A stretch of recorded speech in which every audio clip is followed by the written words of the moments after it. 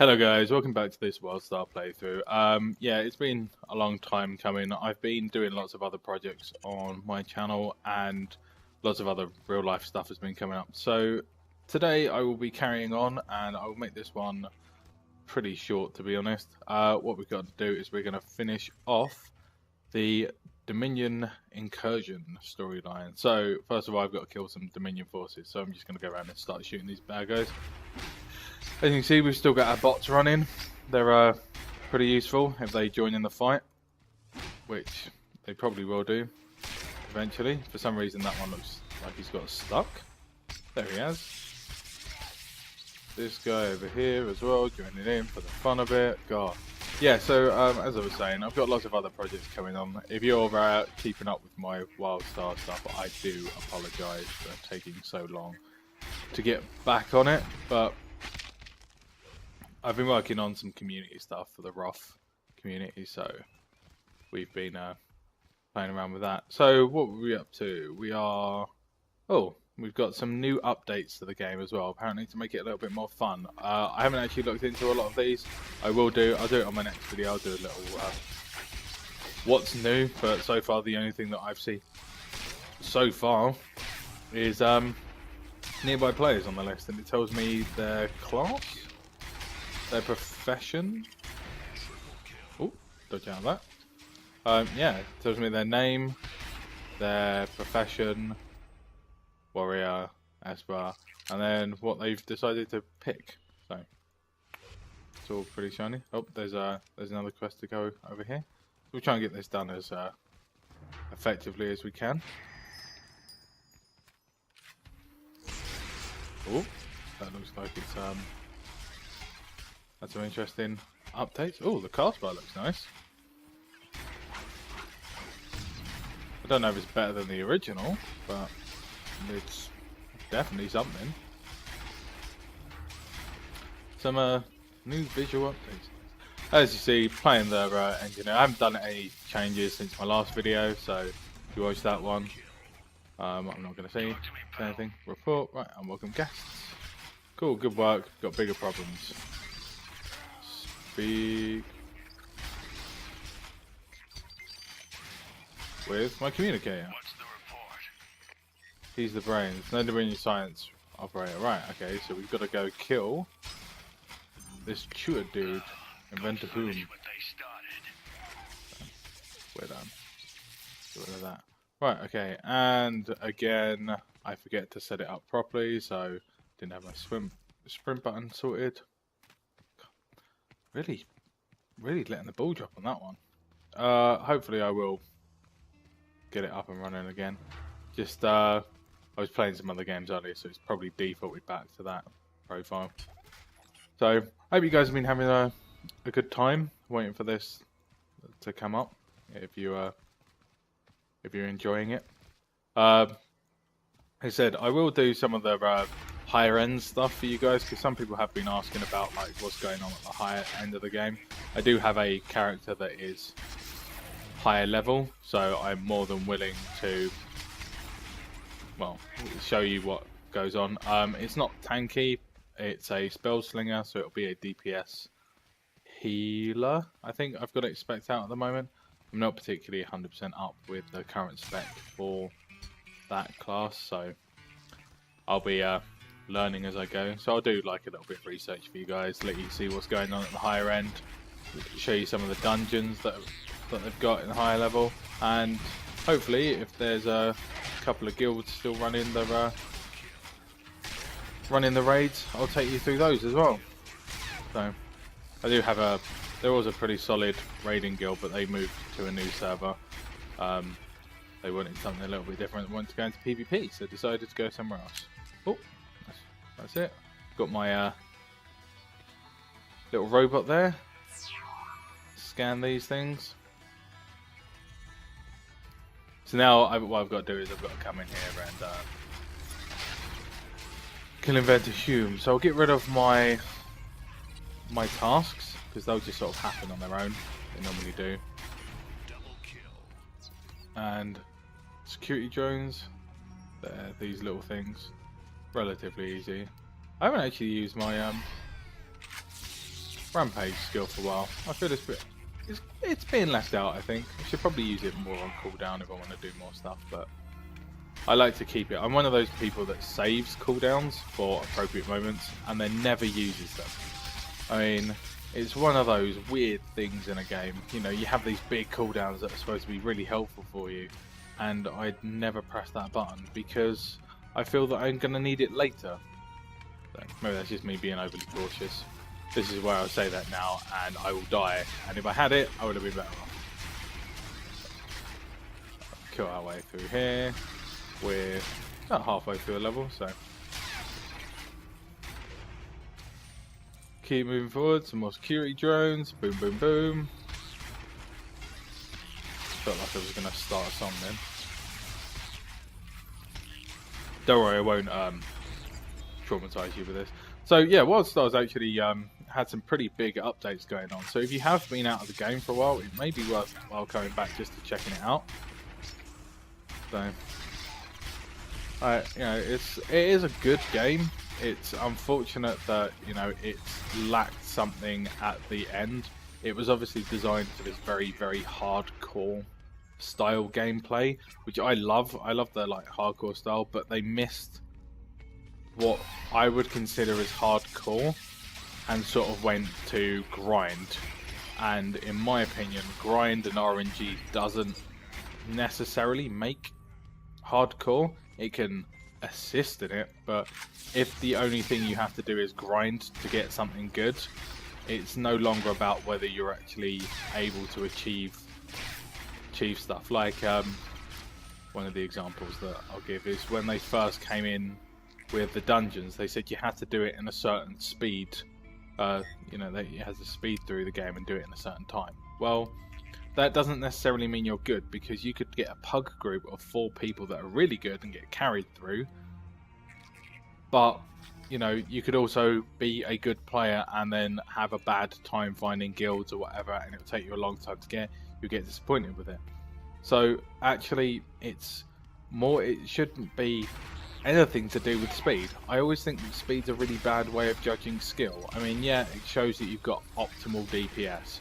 So your 3 guys are optimal DPS, but if your DPS are that good, your tank doesn't have to be, and your tank's probably just as important, you know, in a way that you would be, that you would need. You obviously need a decent tank to be able to play.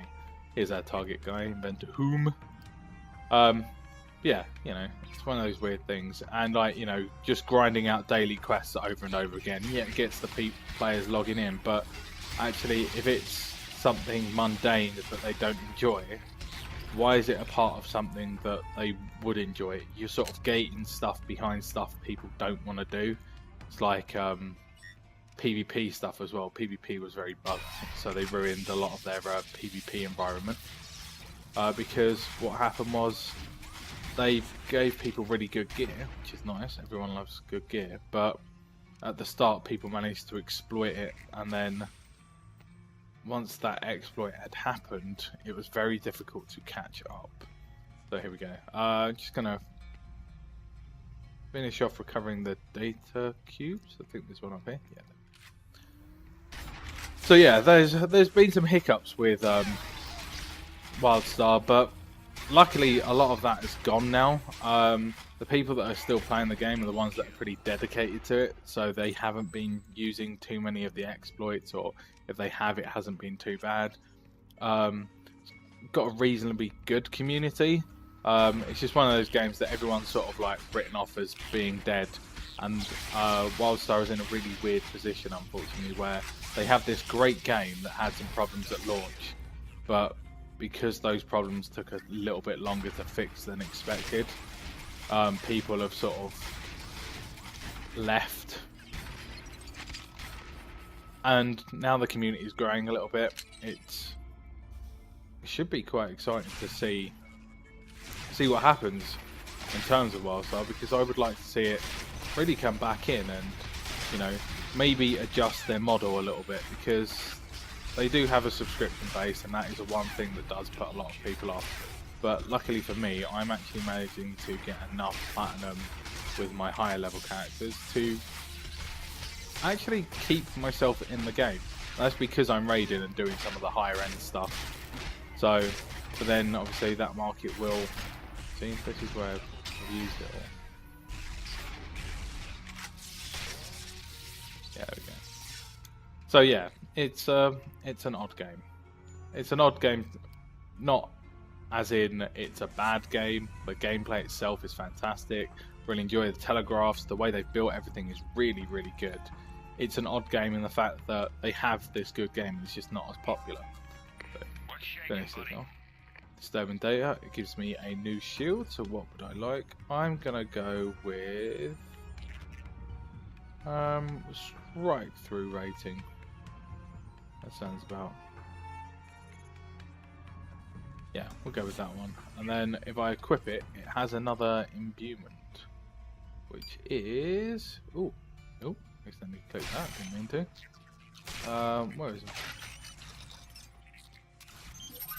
Which means that now I have to kill some boulder jaws, which was already on my task list, and then I can give myself some extra attack power, which means I'll be doing more damage, which will go very well with my nice new shield. I'm going to kill my way out of here. Again, I may speed it up, hopefully not as badly as last time, because last time I really ruined my video and managed to accidentally fast forward that bit of footage and get it permanently stuck in fast forward. I don't know how I did it, I don't know what went wrong, but we ended up with some weird chipmunk version of me talking to you about the game. Right, let's push back, get everything in front, volley things in. Being a tank, it's quite nice because I can take a lot of damage, but being a healer, I can heal a lot of damage. So it's one of those things that you'll probably want to learn to balance yourself. And again, moving too far out of range. Telegraphs in this I love. Just seeing where you're going to hit means you don't actually have to click target anything because you're aiming yourself, which is good for an action game. Means that you don't feel so static. I feel that a lot of RPGs, especially ones that have decent raiding, have very static gameplay. Now, static gameplay is good for those because you want to know where people are. You don't want them dancing around all the time. But actually, sometimes it's nice to have them dancing around. It's quite nice to be able to keep yourself alive and have some personal responsibility for your own life, rather than what seems to be the case on a lot of fun games. Oh, Hilo, you suck. This one, you have a certain amount of personal responsibility. People still do complain if you're a healer. They'll complain if you're a tank. They'll complain if you're a DPS. But that's all the joys of raiding with or doing dungeons with terrible puglets. Again, like I said, there's not many of those left in this game because the people here are actually people that want to play, want to put the time in, want to do that extra bit of content. So you end up with some very nice people still left in the game. Let's see what equipment I've got, because I just picked up something new. We'll equip that one. Yeah, because it binds it to us. See, and there's my old armor. There we go. Right, okay, so we'll head up. Got my costumes, I've got some bags still.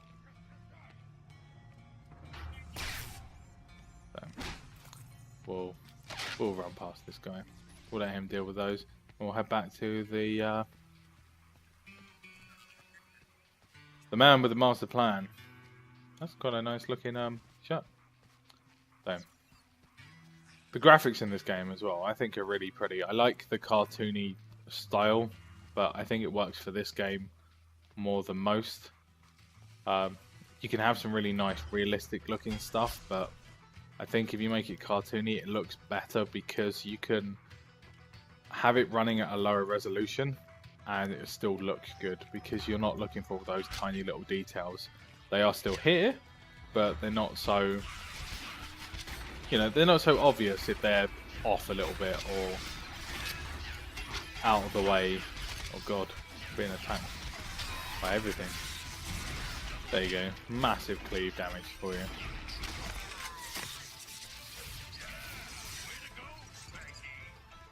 There you go. I've been called Spanky now. So here we go. I've got some new abilities that I can get hold of. Another amp slot and another slot for myself. So we're gradually becoming more and more powerful. I need to speak to Sergeant Cormac, and hopefully we will have the finish to this area. To this guy, he's the brains. There we go. They're back. And here we go, nice cutscene.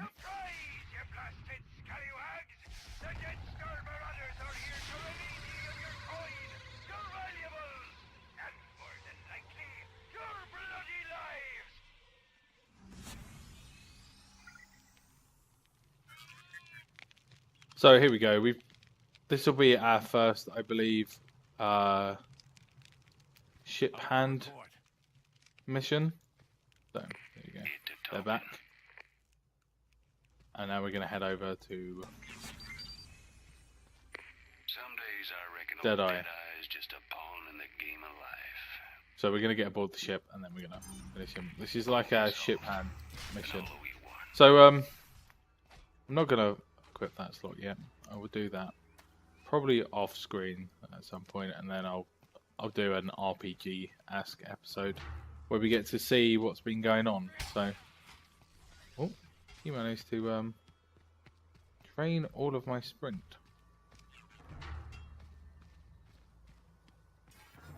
So the only thing that I will do though is I will equip my new gun, because it's a good idea to go into a boss fight with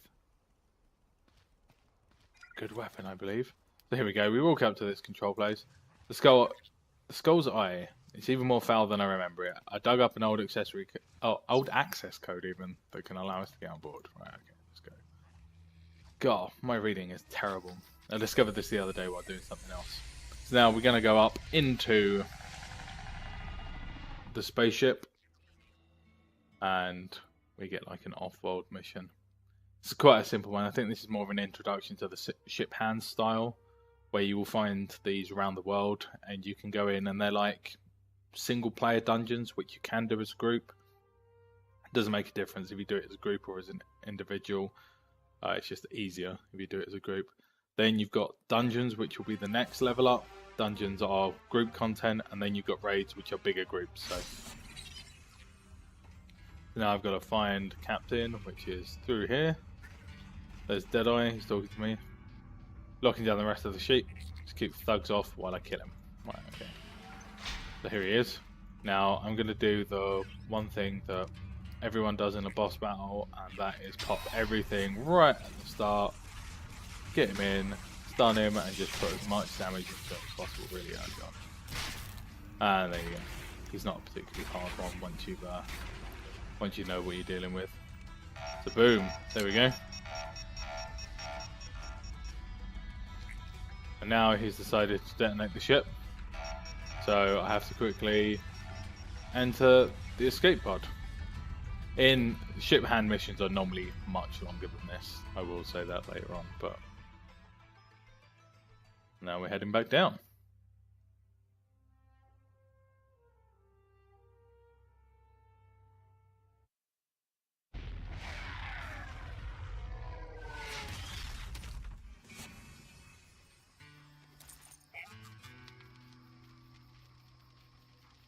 So, crash right outside Tremor Ridge, which puts me right back to where I need to be to get ready for the next mission. There's Deadeye. My frame rate's dropping really badly. Here we go. Finally Hunter's Breastplate. And then the Gallows Strife. Widowguard Castle called me. Says the Darkspur cartel is making a move against the town of Gallow. Maybe they could be some use. Maybe they could use some help from you even. Sounds like in help.